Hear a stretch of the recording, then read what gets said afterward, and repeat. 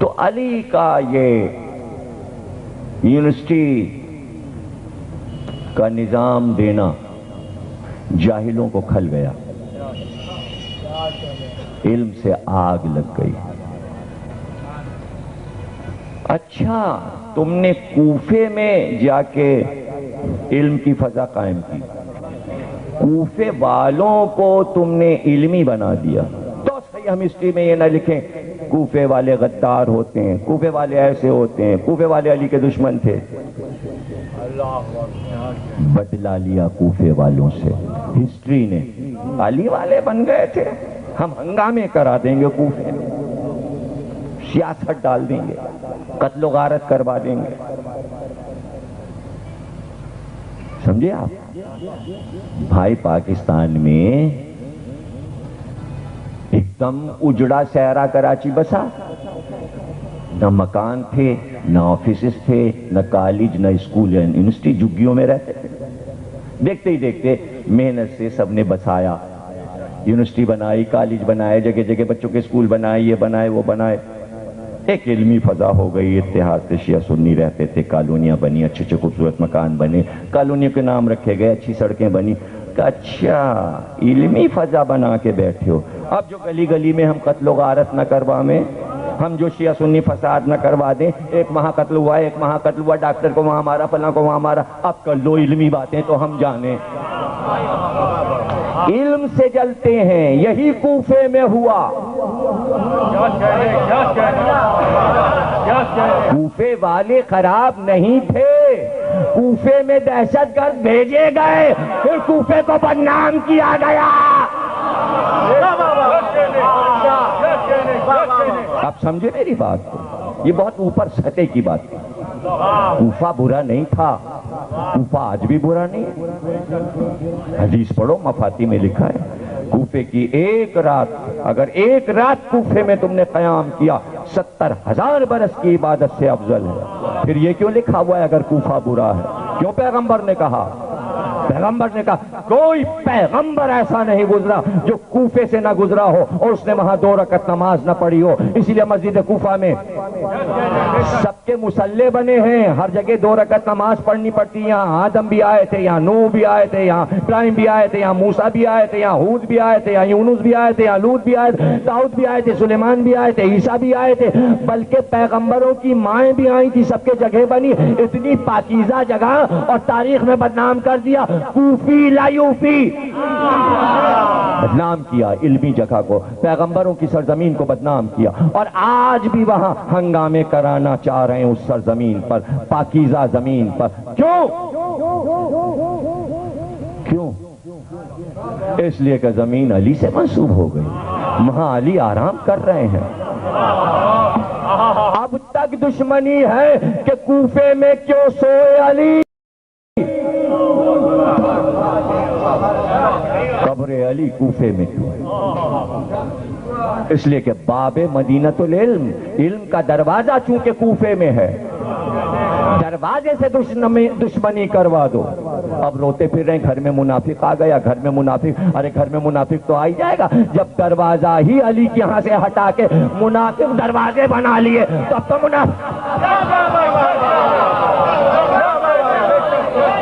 یہاں تک مفسرین نے لکھا والتین والزیتون والطور سینین وہذا البلد الامین، یہ تک کہا مفسر نے کہ یہ قسمیں جو مسلسل کھائی گئیں یہ کوفے کی شان میں ہے۔ کوفے کی سرزمین جو ہے وہ تین کی زمین ہے، وہ زیتون کی زمین ہے، وہ طور سینا کی زمین ہے، وہی بلد الامین ہے۔ اور آپ کہانیاں بنائیے، کوفہ برا، کوفے کے لوگ برے، کوفے کے لوگ برے نہیں تھے، جو برے تھے وہ کوفے کے نہیں تھے، باہر سے آباد ہوئے تھے۔ اب میں آپ کو مصائب میں روز یہ بھی سمجھا دوں گا، اس لیے کہ علی نے سب سے پہلی اسلامی یونیورسٹی کوفے میں بنائی، اس لیے لوگوں کو دشمنی ہو گئی، اس کی نقل میں یونیورسٹیز بننے لگی، جیسے مسجد نبوی کی نقل میں مسجدیں بن رہی ہیں، اسی طرح یونیورسٹی کی نقل میں یونیورسٹیاں بن رہی ہیں۔ یونیورسٹی بنانا سنت علی، تعلیم کا بنانا سنت علی۔ پہلی یونیورسٹی مسجد کوفہ میں علی نے بنائی. چونکہ سب آتے تھے علی کی بات سننے اور وہ کسی اور کی بات سننے کو تیار ہی نہیں تھے, سب جل گئے. اچھا کون سنتا, کیوں سنتے, علمی بات سننی تھی اور وہ تو کوئی بول نہیں سکتا تھا. اب میں سب کے نام گنا دوں. ابن زیاد کوفے کا نہیں تھا, کوفہ بدنام ہوا ابن زیاد کی وجہ سے, ابن زیاد کوفے کا نہیں تھا. عمر سعد کوفے کا نہیں تھا, ہرملہ کوفے کا نہیں تھا, شیس ابن ربیع کوفے کا نہیں تھا, طفیل سنجابی کوفے کا نہیں تھا. جتنے قاتلان حسین کوئی کوفے کا نہیں تھا, سب کوفے میں آ کے بسے تھے. ارزق شامی, شام سے آیا تھا, کوفے کے نہیں تھا. عمر سعد کہاں کا تھا, عرب کا تھا. ابن زیاد کہاں کا تھا, عرب کا تھا, مکے کا. ابن زیاد مکے کا رہنے والا تھا, عمر سعد مکے کا رہنے والا تھا. یہ سب مکے کے رہنے والے تھے, آ کے کوفے میں کرائے کے مکان لے کے رہے تھے. تو کراچی والے محبت سے آپس میں رہتے ہیں نا, تو یہاں پر جو گاڑیاں چھینتے ہیں, گھروں میں ڈاکے ڈالنے, کیا کراچی کے ہیں؟ اپنوں ہی کو کیا لوٹ رہے ہیں؟ پتہ چلا باہر سے یہاں اتارے گئے ہیں. دہشت گرد ہمیشہ اتارے جاتے ہیں, شہر کے نہیں ہوا کرتے.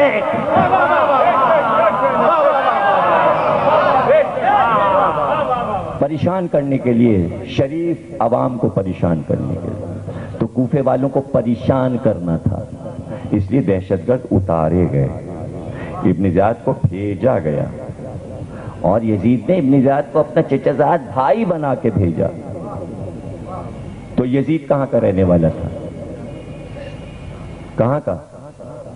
کل آپ کہیں اور کا مشہور کر دیں گے, ہمیں معلوم ہے آپ جہاں کا کہتے ہیں, ہمیں سب پتہ, شیعوں کی ایک ایک بات پتہ ہے. ارے بھائی مکے کا رہنے والا ہے, سب مکے کے اس کے باپ دادا رہنے والے ہیں. شام میں تو جا کے حکومت بنائی ہے اس نے, ہے تو مکے کا رہنے والا. آپ کے سمجھیں سندھ کا رہنے والا ہے. ہنسے, وہ لفظ نہیں کہوں گا جو آپ کہتے ہیں, تو جو آپ نے مشہور کیا, یہ تو آپس کے مذاق ہیں. رہنے والا وہ مکے کا ہے, اس کے باپ دادا سب مکے میں پیدا ہوئے. تو جو اس کا چچا زاد بھائی ہوگا وہ بھی تو مکے کا ہوگا. باپ دادا جہاں کے ہیں وہیں کے چچا بھی ہوگا. تو ابن زیاد مکے کا رہنے والا. عمر سعد قریشی ہے, قبیلہ بنی زہرہ کا ہے. قبیلہ بنی زہرہ مکے میں آباد ہے, سب مکے سے گئے ہیں. قاتلان حسین سب مکی تھے, مدنی تھے, مکی المدنی تھے. ارے مکی المدنی کی بلا کوفے اور شام والوں پہ ڈال دی.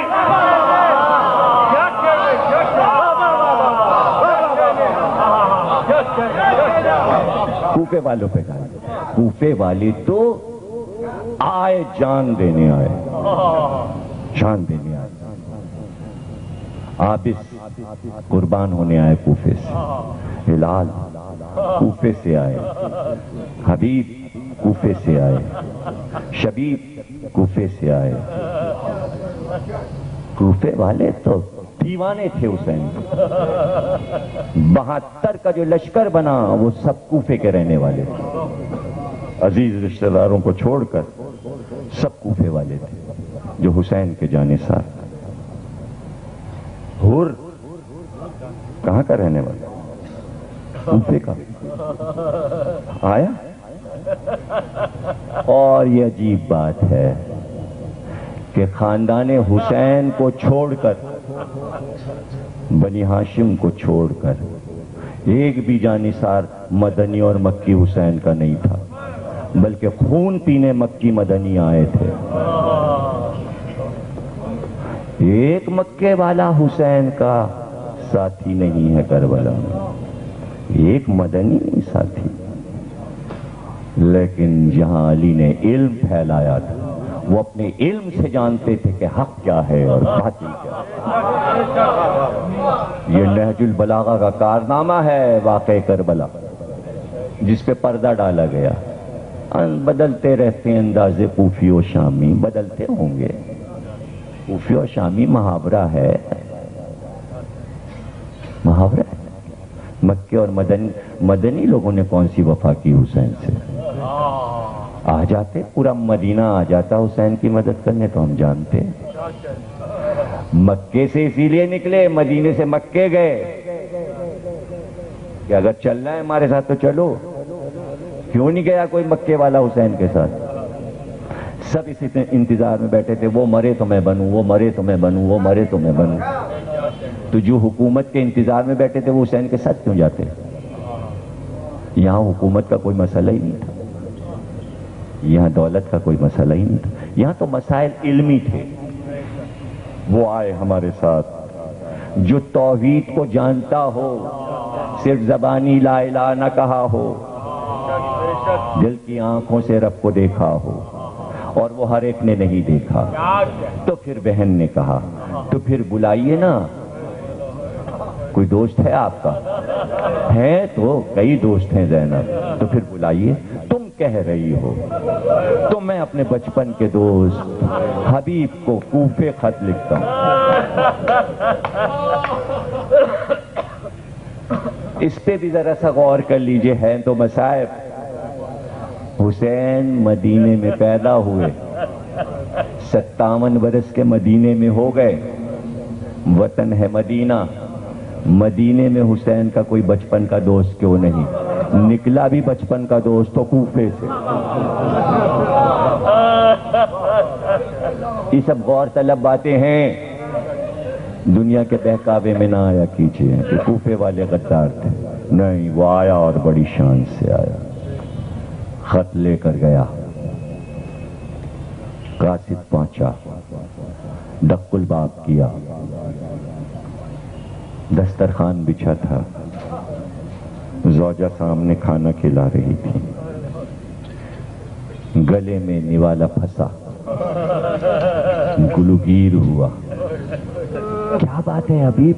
زوجہ نے کہا ایسا لگتا ہے کوئی قاصد آیا چاہتا ہے، اس لیے کہ حلق میں کھانا پھنس رہا. بس اتنی دیر میں دروازے پہ دستک ہوئی. حبیب نے کہا کون؟ جواب ایسا تھا، میں ہوں قاصد حسین. حبیب کی شہادت نہیں پڑھنی، وہ تو میں محرم میں پڑھ چکا اور پڑھتا رہتا ہوں. کچھ اور پڑھنا ہے، کسی اور منزل تک لانا ہے. آخری جملے کچھ اور ہے. قاصد حسین کہتے ہیں ننگے پیر ننگے سر دوڑے. اس نے خط دیا، خط نکالا امامے سے، خط کو لیا، سر پہ رکھا، آنکھوں پہ رکھا، کھولا لفافہ، خط کو پڑھا. زوجہ نے دیکھا، چپ ہیں ابھی. کیا لکھا ہے؟ کا یہ لکھا ہے کہ حبیب میں نرغہ عادہ میں گر چکا ہوں، آنے میں جلدی کرنا، ایسا نہ ہو کہ جب آؤ تو مجھے نہ پاؤ. یہ لکھا ہے. زوجہ نے کہا پھر کیا ارادہ ہے؟ پھر کیا ارادہ ہے؟ کہ سوچتا ہوں کہ زمانہ پورا شوب ہے، جاؤں کہ نہ جاؤں. زوجہ نے حیرت سے چہرہ دیکھا، سر کی چادر اتاری. اچھا حبیب پھر لو یہ چادر تم اوڑھو، تم گھر میں بیٹھو، میں چلی.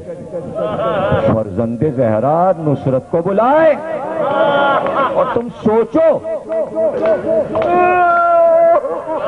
کہ میں جاؤں کہ نہ جاؤں. تم سوچتے ہیں خدا کی بندی میں تیرا امتحان کر رہا تھا، کہ میرے امتحان کی کیا ضرورت تھی؟ کا یہ سوچ رہا تھا کہ اگر میں چلا گیا اور قتل ہو گیا تو تیرا کیا ہوگا میرے بعد، یہ سوچ رہا تھا۔ کہ حبیب میری پرواہ نہ کرو، تمہارے بعد اگر خاک اور مٹی بھی ملے گی تو پھاک کر جی لوں گی، لیکن میں خدا سے کوئی شکوہ نہیں کروں گی، تم حسین کی مدد کرنے چاہو۔ تیاری شروع کی، خادم کو بلایا، گھوڑا اس کو دیا، کہا میری زمینوں پر جو میرے کھیت ہیں ان کی آخری حد پہ چلا جا اور گھوڑے کو لے کر وہیں رک جا، میں باغ کی درمیانی شاہراہ سے ہو کر پہنچتا ہوں اور وہیں سے رخصت ہو جاؤں گا، تو میرا انتظار کر، میں تیاری کرتا ہوں۔ حبیب تیاری کرنے لگے۔ تیاری کیا تھی؟ کچھ خصوصی لباس تھا، کمر میں تلوار لگانی تھی، زیرہ بختر پہننا تھا۔ تیار ہو کے جو نکلے اور زمین تک پہنچے تو دیکھا دھوپ بہت تیز تھی اور گھوڑے کی آڑ میں ملازم بیٹھا تھا، اس کی لجام پکڑے ہوئے، اور وہ ہاتھ پھیرتا جاتا تھا اور کہتا جاتا تھا بہت دیر کر دی میرے آقا نے آنے میں۔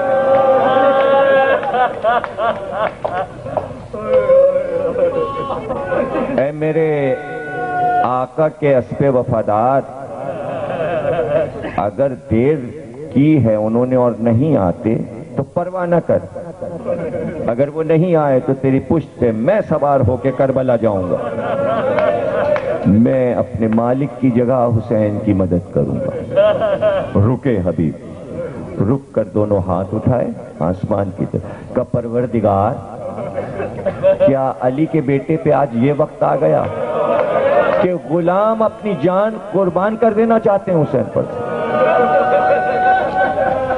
یہ ہے کوفہ کہ جہاں مالک تو مالک، کوفے میں پلنے والا غلام بھی حسین کا جانثار ہے۔ صرف یہ تھا کہ چونکہ پورا کوفہ چاہتا تھا، محبت کرتا تھا علی سے، تو صرف یہ چاہتے تھے بنی امیہ کہ چاہنے والوں کے درمیان سے زینب کو لایا جائے ننگے سر، مردوں کو قید میں ڈال دو، عورتیں تماشا دیکھیں، یہ وہ عورتیں جو زینب کو اپنی شہزادی سمجھتی ہیں۔